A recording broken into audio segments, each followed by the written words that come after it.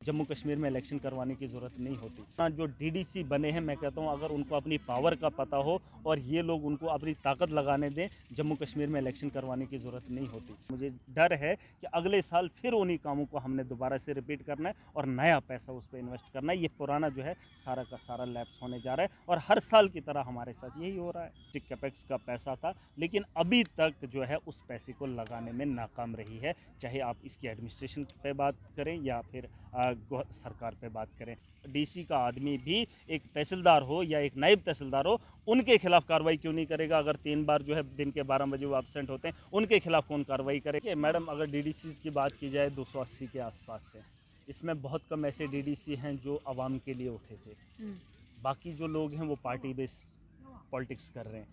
BJP के लोग थे, उनको बीजेपी को समझकर लोगों ने वोट दिया। वो लीडर नहीं थे, किसी के पास पैसा था, किसी का बाप अच्छा खासा था, बस इसलिए उनको अगर मैं ये कहूँ कि आम जनता के लिए आने वाला पैसा वापस केंद्र सरकार तक पहुंचेगा, आम जनता के लिए उपयोग में नहीं आएगा, तो शायद आप मानेंगे नहीं, पर आज हम इस बात को प्रूव करेंगे। डीडीसी मेंबर्स बनाए गए ताकि डीडीसी मेंबर्स आम जनता की आवाज़ को उठाएं, आम जनता की आवाज़ को आगे रखें। अगर उनको किसी चीज़ की ज़रूरत है तो वो उस चीज़ को पुख्ता करें और ये कहें कि भैया आपका काम हो जाएगा। पर क्या डीडीसी मेंबर्स वो काम करवा पा रहे हैं या कर पा रहे हैं कि नहीं? अगर करना चाहते हैं और फिर भी अगर करने नहीं दिया जा रहा है तो वो भी कई सवाल हैं। चलिए इन सब पर बातचीत करते हैं। हम बात करेंगे आज डोडा के इलाके में जाकर। हम खुद नहीं जा रहे हैं, वहाँ से एक शख्स आए हैं, वो डीडीसी मेंबर है महराज मलिक, आप जानते ही होंगे। चलिए बातचीत कर लेते हैं। और जिस तरह से हमने कहा कि वो पैसा वापस जा रहा है, कौन सा पैसा है, चलिए वो भी बात करते हैं। महराज जी, पहले तो आपका बहुत बहुत स्वागत है। Thank you. कौन सा पैसा वापस जा रहा है और वो आम जनता के लिए काफ़ी इंपॉर्टेंट है भी, बट वो आम जनता को नहीं पता चल रहा है, क्या वजह? देखिए, हमेशा की तरह चाहे पहले सरकारें हों या सरकारें ना हों, लोगों के लिए पैसा आता रहता है, बजट होता है, कैपेक्स का बजट है जो डिस्ट्रिक्ट लेवल पे आता है। पिछली बार भी हमारे साथ ऐसा ही हुआ और डीडीसी जो कौंसल बनी, 3 टायर सिस्टम यहाँ पे इंट्रोड्यूस कराया गया, उनका भी कोई बजट था। जिस तरीके से 20 करोड़ के आसपास डिस्ट्रिक्ट का बजट था कौंसल का, उसके अलावा कैपेक्स का बजट था, जिसका प्लान हमने 6 महीने पहले दे रखा है, क्योंकि हमारे पास वो इख्तियार नहीं है कि हम उस पैसे का इस्तेमाल कर पाएँ, अपने लेवल पे कर पाएँ। वो हमने प्लान देना है, उसके बाद एडमिनिस्ट्रेशन उसको जो है काम कराने का, वो पैसा लगाने का काम करती है। लेकिन अफ़सोस इस बात का है, 9 महीने 1 साल होने को जा रहा है, डीडीसी बने हैं, कौंसल बनी है, 3 टायर सिस्टम बना हुआ है, कैपेक्स का पैसा है, करोड़ों का पैसा एक डिस्ट्रिक्ट के अंदर है, लेकिन प्लान भी दे दिए गए हैं, प्लान भी कौंसल ने नहीं बनाए। हालांकि कौंसल जो बनी थी उनका काम था, एमएलएज नहीं है, यहाँ सरकार नहीं है, सारा का सारा काम जो है डिस्ट्रिक्ट लेवल पे जितने भी डेवलपमेंटल काम थे उसकी निगरानी और जिम्मेदारी कहीं ना कहीं कौंसल को दी थी। लेकिन अफसोस तब भी हमें हुआ था 6 महीने पहले जब हमने प्लान दिया था, वो हमने नहीं दिया था, खाली हमने वहाँ पर सिग्नेचर्स करवाए गए। वो प्लान जो थे ऑफिशियल्स के बनाए हुए थे, क्योंकि ग्राउंड को हम जानते हैं, आवाम की ग्रीवेंसेस को हम जानते हैं, किस इलाके में कौन सी प्रॉब्लम है वो ऑफिशियल्स नहीं जानते हैं। वो हमारा काम था। लेकिन बहरहाल जो भी हुआ, 6 महीने पहले हमने प्लान दे दिया, डिस्ट्रिक्ट कैपेक्स का पैसा था, लेकिन अभी तक जो है उस पैसे को लगाने में नाकाम रही है, चाहे आप इसकी एडमिनिस्ट्रेशन पे बात करें या फिर सरकार पे बात करें। क्योंकि सर्दियाँ आने वाली है, बर्फ़बारी होने वाली है, कहीं जो है हमारा सीमेंट वर्क होगा, कहीं पे हमारा बिजली का काम होगा, कहीं हमारा पानी का काम होगा, जहां लगाना हमारे से पहले नामुमकिन हो गया है। मुझे इस बात का अफसोस है, मैं आवाम को मैसेज देना चाहूँगा, ये सिर्फ एक डीडीसी की बात नहीं है, महराज मलिक का पैसा नहीं इन्वेस्ट हो रहा है, ये आवाम का पैसा है, ये लगना चाहिए था, लेकिन एडमिनिस्ट्रेशन नाकाम हो रही है। इसका सवाल इन लोगों से मैं हर बार क्यों पूछ वजह रहा हो हूँ। रही है कि आप लगवा नहीं पा रहे हैं? देखिए, क्या एडमिनिस्ट्रेशन आपकी बात सुनना नहीं चाहती है या वो आपको तवज्जो नहीं दे पा रही है? ये सिर्फ मेरा नहीं, मेरे पास डिस्ट्रिक्ट नहीं है, मेरे पास एक कॉन्स्टिट्यूंसी में एक कॉन्स्टिट्यूंसी को रिप्रेजेंट कर रहा हूँ, लेकिन वहीं पूरे डिस्ट्रिक्ट का वही हाल है कि कोई भी प्लान जो है अप्रूव तो हो गए हैं, उनके टेंडर अभी तक नहीं निकाले गए, उन कामों को ज़मीनी सतह पर किया नहीं जा रहा है। करोड़ों का रुपया, ये सिर्फ मैं डिस्ट्रिक्ट डोडा की बात नहीं कर रहा हूँ, पूरे जम्मू कश्मीर में जो है करोड़ों का पैसा जो है वापस जाने वाला है। इस बात की मुझे चिंता हो रही है, इस बात का मुझे डर है कि अगले साल फिर उन्हीं कामों को हमने दोबारा से रिपीट करना है और नया पैसा उस पर इन्वेस्ट करना है। ये पुराना जो है सारा का सारा लैप्स होने जा रहा है और हर साल की तरह हमारे साथ यही हो रहा है। हर साल, इसलिए तो डेवलपमेंट नहीं हो रही, इसलिए जो ऑनगोइंग 2012 से हमारे कामों को उठाया जाता है अभी तक कंप्लीट कहाँ, इस साल भी वो काम कंप्लीट नहीं हो पाएंगे, फिर से पैसा वापस जाएगा, फिर से अगले साल पैसा आएगा। तो इस तरीके से जो है लोगों को जो है माजूर किया जा रहा है, लोगों को परेशानी का और ज़्यादा उसमें शिकार करने की कोशिश की जा रही है। मैं चाहता हूँ कि गवर्नर साहब से आज मेरी मुलाकात है, मैं चाहूँगा कि उनसे इन मुद्दों पर भी बात हो। उसके अलावा हमारे पास जो है आप देखेंगे मनरेगा की बात करेंगे आप, हर साल दावा करती है 100 दिन का रोज़गार देंगे, इस बार जो है 7-7 दिन की पेमेंटें होनी थी, अभी तक देखिए 100 दिन कहाँ से निकलेंगे, अब मार्च ख़त्म होने को जा रहा है, लोगों ने काम जो करने थे उन कामों का क्या होगा, सरकार इस पर बात नहीं कर रही है, एडमिनिस्ट्रेशन की लोग बात नहीं कर रहे हैं। यहाँ बड़े बड़े जो पॉलिटिकल पार्टीज़ हैं, बीजेपी की बात हो, कांग्रेस की बात हो,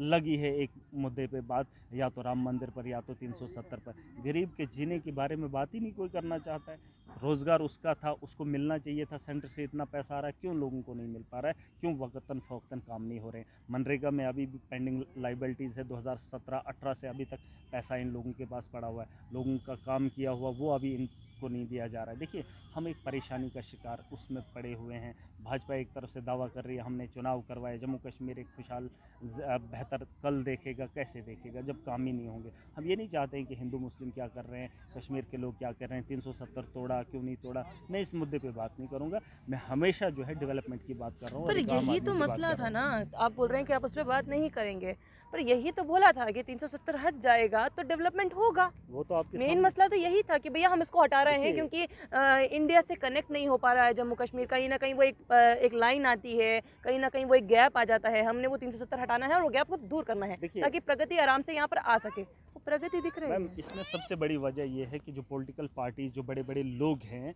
वो एक आम आदमी की बात ही नहीं करना चाहते हैं। सबसे बड़ा सवाल तो ये है, जो लोग बात करते, जिन लोगों तक ये ताकत थी, जो लोगों के आवाम के मुद्दे उठाते, वो लोग तो बड़े बड़े मुद्दे उठा रहे हैं। वो तो 370 और पाकिस्तान, अब तो आज़ाद कश्मीर की बात की जा रही है। मैं वही कह रहा हूँ, जो आवाम की ग्रेव, जो एक आम आदमी उठ के अगर अपनी बात करेगा, उसको या तो ये FIR कर देते हैं या तो अंदर कर देते हाँ, हैं। यही बात एक्चुअली मैं करना चाहती थी क्योंकि आपको हमने कई बार देखा है हमसे भी बात करने के लिए, और सबसे जब बात करते हैं तो कहते हैं कि भैया डेवलपमेंट होनी चाहिए, पर जब आप बात करते हैं तो FIR का टप्पा फिर क्यों लगता है कि आप पर देखिए, लगा, इस वजह से लगा कि आप प्रगति की बिल्कुल बात कर रहे हैं, डेवलपमेंट की बात कर रहे बिल्कुल हैं, उस बिल्कुल वजह से। करप्शन, इसको नहीं मैं कहता हूँ कि कोई आपको नकदो नकदी पैसा ले ले, आप किसी को बाई कैश देते हैं या बाई हैंड देते हैं, उससे मैं करप्शन नहीं कहता हूँ। करप्शन ये भी है जब एक बड़ा ऑफिसर ऑफिस में नहीं हो, ये सबसे बड़ी करप्शन है। हमारा हिली एरिया है, किलोमीटर से लोग पैदल, कई किलोमीटर लोग जो है पैदल चल के आते हैं, फिर जब उन दफ्तरों के अंदर जाते हैं वहाँ आपको तहसीलदार नहीं मिलता है, वहाँ आपको नायब तहसीलदार नहीं मिलता है,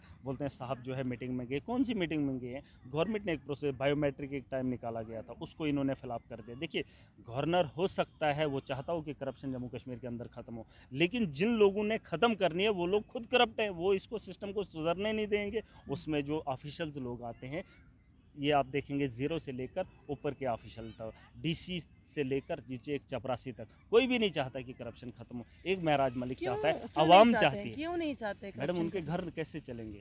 उनके घर कैसे चलेंगे? जो इस वक्त सत्ता में लोग बैठे हैं, उनका घर कैसे चलेगा? उनका कारोबार कैसे चलेगा? जो इस वक्त पावर में है, वो तो इनसे हफ्ता मांगते हैं, वो तो इनसे कमीशन मांगते हैं, वो लोग कहाँ से देंगे? हालांकि सबको पता है RDD में 30% कमीशन ली जाती है, आज भी ली जाती है और खुल्लम खल्ला ली जाती है। यहाँ मोदी जी कह रहे हैं 2022 तक मैं लोगों के मकान बनवा दूंगा। जिस आदमी को मकान की ज़रूरत 21वीं सदी के अंदर है, उसी आदमी से 30,000 जब कमीशन ली जाती है, वो 1.5 लाख में क्या मकान बनाएगा? अगर एक आदमी को मकान ही देना है तो 30,000 वो लोग क्यों ले रहे हैं?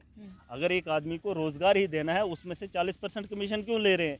देखिए, सवाल ये है कि इस पर ये लोग बात नहीं करना चाहते। महराज मलिक खुल के बात करता है, आवाम की बात रखता है, तो उसके खिलाफ कार्रवाई की बात कर रहे हैं। वहीं DC डोडा ने भी इस पर इंक्वायरी बिठाई, मेरे खिलाफ एक्शन हुआ, मेरे खिलाफ FIR लगी, मानता हूँ, लेकिन वहीं उस DC का आदमी भी एक तहसीलदार हो या एक नायब तहसीलदार हो, उनके खिलाफ कार्रवाई क्यों नहीं करेगा? अगर 3 बार जो है दिन के 12 बजे वो एब्सेंट होते हैं, उनके खिलाफ कौन कार्रवाई करेगा? मैं ग्रीवेंस सेल में डालता हूँ, मैं DC डोडा को लेटर लिखता हूँ, लोग कहते हैं महराज फिर बदतमीजी करता है। जब हद खत्म हो जाती है, महराज मलिक क्या, मैं कहता हूँ मेरी जगह कोई भी होता इसी किस्म का माहौल मतलब तैयार करता। जब लोग हम तंग आ जाते हैं, DC जवाब नहीं देगा, गवर्नर जवाब नहीं देगा, गवर्नर के यहाँ ग्रीवेंस डालो, गवर्नर के वहाँ जिसके खिलाफ ग्रीवेंस हमने डाली होती है उसी को जवाब मांगने की कोशिश की जाती है, और वो अपने हिसाब से वही लिखता है जो अब एक उसका काम सवाल पूछ होता है। सकते हैं क्या DDC मेंबर में सिर्फ आपसे काम नहीं करवाया जा रहा है या करने नहीं दिया जा रहा, या सभी जितने भी डीडीसी मेंबर्स हैं सबकी ये हालत है? देखिए मैडम, अगर डीडीसीज़ की बात की जाए 280 के आसपास है।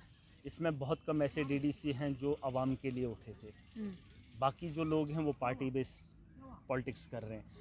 बीजेपी के लोग थे, उनको बीजेपी की को समझकर लोगों ने वोट दिया। वो लीडर नहीं थे, किसी के पास पैसा था, किसी का बाप अच्छा खासा था, बस उस इसलिए उनको पैसा दिया।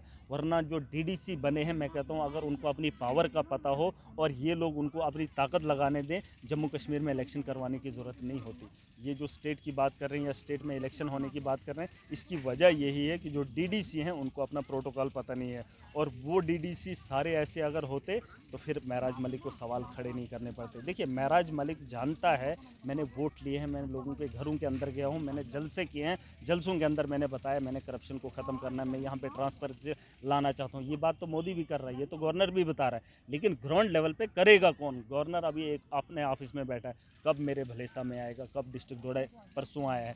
डॉक्टर जितेंद्र को हमने हमारे लोगों ने यहाँ भद्रवा ये डोडा उधमपुर कॉन्स्टिट्यूंसी से उसको एमपी बनाया था, है ना?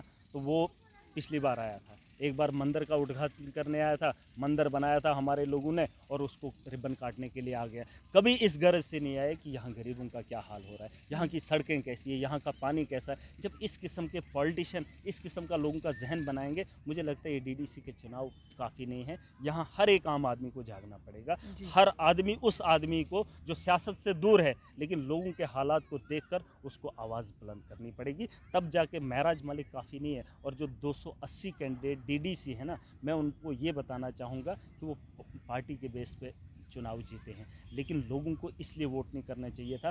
कभी वो इंसान को और उनके हक के लिए लड़ने वाले को एक बार वोट करें, चाहे वो इंडिपेंडेंट हो, चाहे उसकी कोई भी पार्टी हो, लेकिन कम से कम लीडर का काम होता है आवाम की आवाज़ उठाना। वो तो ये कर नहीं रहे हैं। वो लोग जो डीडीसी हैं, जो कौंसल के चेयरमैन हैं, वो अपने घरों के अंदर बैठे हैं, कोई काम धंधा नहीं है। हमारे यहाँ बीजेपी का चेयरमैन है, कोई उसकी भी नहीं सुनता है, डीसी उसकी नहीं सुनता है। वो जो मतलब जब सुनेंगे नहीं, जब उनको पता ही नहीं है हमारा प्रोटोकॉल क्या है, हमारा काम क्या है, तो इस किस्म का माहौल बनेगा। चलो मैं चाहता हूँ कि जम्मू कश्मीर के अंदर चुनाव हो, जब तक न असेंबली हो, जब तक न चीफ मिनिस्टर हो, जब तक न यहाँ मंत्री हों, तब तक ये लोग सुधरने वाले नहीं है। ब्यूरोक्रेसी को एक मौका मिला है, वो अपनी तानाशाही कर रहे हैं। जिस तरीके से अंग्रेज़ों का दौर गुजरा था, अंग्रेज़ कुछ गोरे थे और यहाँ हम लोगों पे तानाशाह बने थे, हाँ, वैसा ही कुछ माहौल है। अंग्रेज़ तो नहीं है, लेकिन अब उन्होंने अंग्रेज़ों की जगह वो कुर्सियाँ ली है जहाँ से वो आज हमारी बेबस और लाचार आवाम पे जुल्म कर रहे हैं। मुझे इस बात का बड़ा अफसोस है। बहुत बहुत शुक्रिया हमारे साथ जुड़ने के लिए। तो यहाँ पर ऐसे कई सवाल जो हैं वो उठा दिए गए हैं। सबसे बड़ी बात जो है वो ये है कि करप्शन क्या हम ख़त्म करना नहीं चाहते हैं? क्या करप्शन सिर्फ़ और सिर्फ वही है कि भैया टेबल के नीचे से 2 पैसे दिए, अपना काम करवाया, चलते बने? या फिर करप्शन वो भी है कि भैया टाइम पर काम नहीं करना, आम जनता को परेशान करना, आम जनता के बार बार चक्कर लगवाना, चप्पलें घिसवाना और लगातार कहना कि भैया तुम पहुँचो, तुम्हारा काम अगले दिन में हो जाएगा, अगली तारीख में हो जाएगा, पर फिर भी उनका काम नहीं होना। यह करप्शन का मसला कि ख़त्म हो गया या आने वाले समय पर इसी बात पर इलेक्शंस होती रहेंगी, करप्शन फिर भी ख़त्म नहीं होगा। क्या डीडीसी मेंबर्स अपना काम कर पा रहे हैं? आपके वहाँ के डीडीसी मेंबर का काम कर रहे हैं? ज़रा कमेंट बॉक्स में कमेंट कर ज़रूर बताइएगा। बने रहिए जम्मू परिवर्तन के साथ। मुझे और रोहित जी को दीजिए इजाज़त। नमस्कार।